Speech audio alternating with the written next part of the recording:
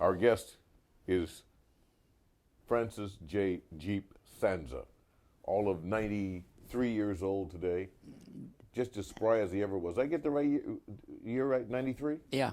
Wow. You look great, Jeep. I was born 1918. I was born in World War I and I fought in World War II. Yeah, 1918.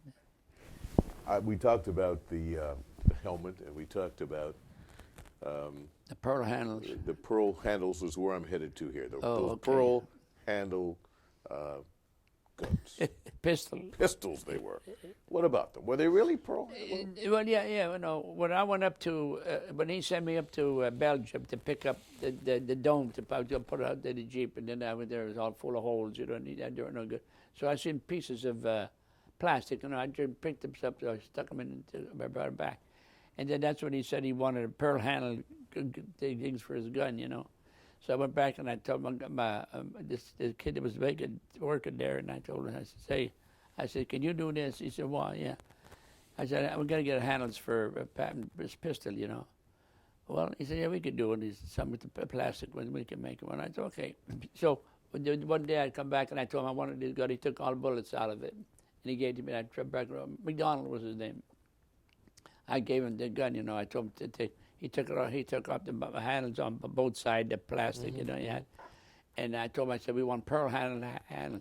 He said, you crazy? I said, no, I make pearl handle. Oh, he said, I'll make him one. And so he got him out, and he got this piece of plastic, you know. It was pretty thick. It was just what he needed.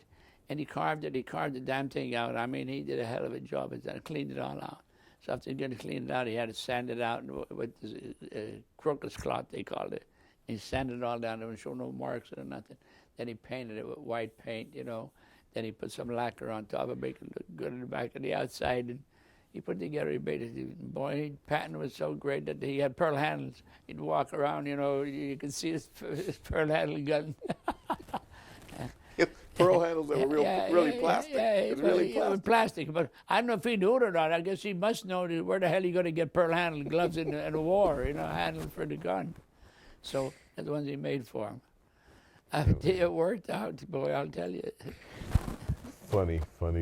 But that was Patton, though. That was part of his just like his you and persona. I. You know? That's right. Yeah. So you say, get this for me. Okay, I get it for you. That's kind of guy he was. And he'd go back and he'd see the guys who were working on the tank about all the time, you know. Yeah. Did he ever say to you, or did he do something that you were there that he'd say, don't tell anybody, or no. Never. You never had that kind of relationship. Because I guess if he had told me that I know there was something important, you know. And then so he never told me that. Nothing. He talked to me like we are now, you know, but. Yeah. He would never mention what was going on. Jeep, there was a story, and I don't know whether you were there or not. I don't even know if the story was true or not. I suppose it was that he kind of beat up on a soldier who... I'll tell you the story about that. And I wasn't there. This was in Africa. Okay. That's where he got released. They come up, they were supposed to send him home. And Bradley kept him there for a while, and they talked to Eisenhower about keeping him there, so he stayed there, didn't go home. And evidently when he went in, and this kid was nervous, you know, he's all shook up like that. And he asked him what happened, and he told him so-and-so. He had a pair of gloves, but the gloves hit the helmet. It didn't hit him or nothing like that, it hit the helmet. But the media made it that big, okay? Said he hit the guy, and he didn't hit him with his gloves. You and I would do the same thing, you know. He just slapped him on top of the helmet. He didn't get hurt hitting him in the helmet. But then Patton said, "Put this guy up in the front lines." Well, you know, I remember that one. He wouldn't tolerate a coward. No. He went up there just like the GIs did himself, you know. We'd go up the front lines, we'd go there. He was up there. Boy, you hit him, the 88s going through and all that. Oh, gee. Did he ever talk to you about that? Never talked about it. Never. It hurt him, though. It kept him lots. He could see he was scared a lot of times. I could see it. I was too, you know, but... you did what you had to do. You do what you have to do. If you duck them, you duck them. That's all. Now you think back on it, Jeep, you could have done a lot of different things in your military career. Yeah. This is what you did. Are you happy about that, or would you? Yeah, I was satisfied with what I'd done. Yeah.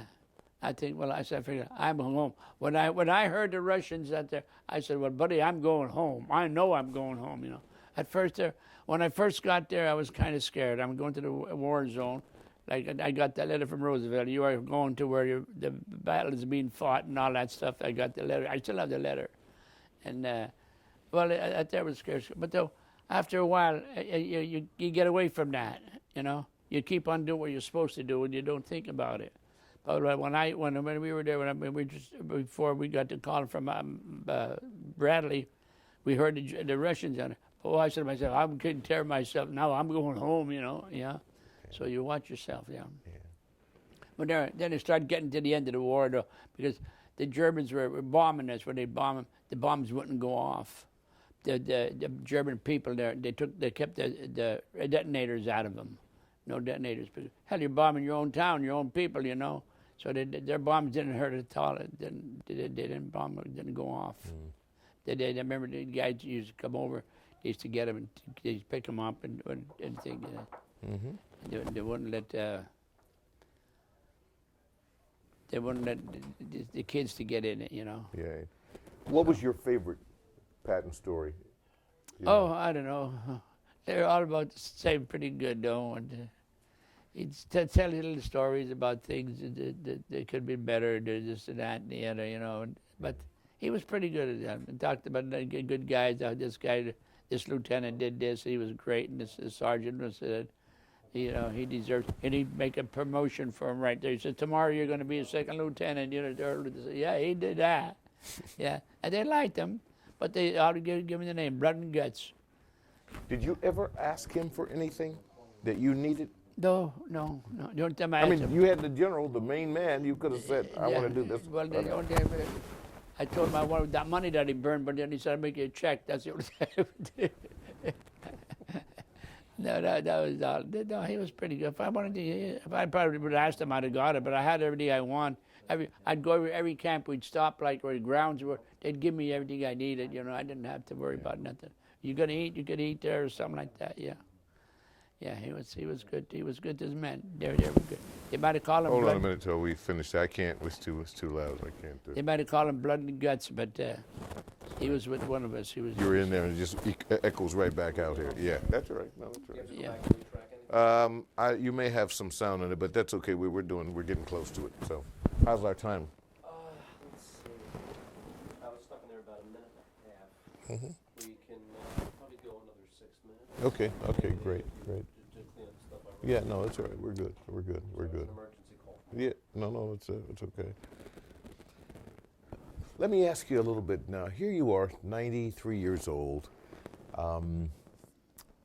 Jeep, are you happy with how America remembers the war and remembers your sacrifice? Yeah, I was until Korea came in, you know. But I'll tell you what, before when the war was over in Europe, they asked George if he wanted to go to in Japan, you know. And he didn't. He told me he didn't care to go. He didn't want to go over there. And he said they're doing a good job over there. He said, and then when what do you call him? Harry Truman. Truman. And he told him about Japan. And then he said, look, he says, we killed enough of men. He says, we don't need it. He said, if you have any other ways that we can stop this war, we'll stop it. So, and then he hit him. He said, what about atomic bomb? If it takes the atomic bomb, give it to him.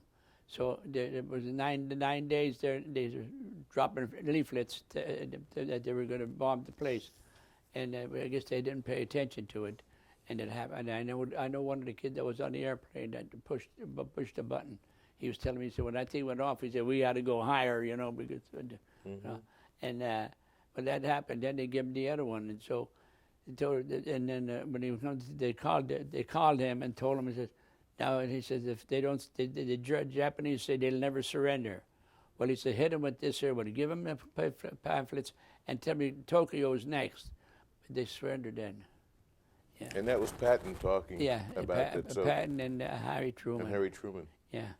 They decided that they killed too many people now, and the men. So Truman actually conferred with Patton about. He asked him if he wanted to go there, and Patton didn't want to go there. MacArthur, he said, MacArthur doing a good job. Why I don't want to interfere with him. So remember that, yeah. And so that's what happened. The Well, bombs went up in Japan. What you know, and that's why I ask if, do we pay enough attention to your generation? Do we give them the honor that they deserve? They just, I had lost all my hearing aid, you know, for the bombs and stuff like that. And I'm getting a little pension for that. They don't take care of me. They're doing all right. Yeah, they do okay. They said, if you have any trouble, I said, no, it's all right. They said, I just said, from your sound, they said, we could see what's happened to you. So they give me a little pension out of it. So what the heck, spending money, you know. But they treat everybody I talk to, oh yeah, I draw this and I'm getting that. They're happy about it. They really are. You can't sit there. And a veteran would say, well, they didn't do this for me, didn't do that for me. No, but if they didn't do it, then there was a reason why they didn't do it, you know. But if it was serious, you'll get it. They'll take care of you. I didn't figure I was going to get help for this, but they did. They sent it to me. Well, I'm glad they did, and I'm glad you took the time to talk to us. Yeah. Thank you so much, Chief, for your service, Anytime. and thanks for taking the time to talk to us here. Sure, wonderful. Thank you.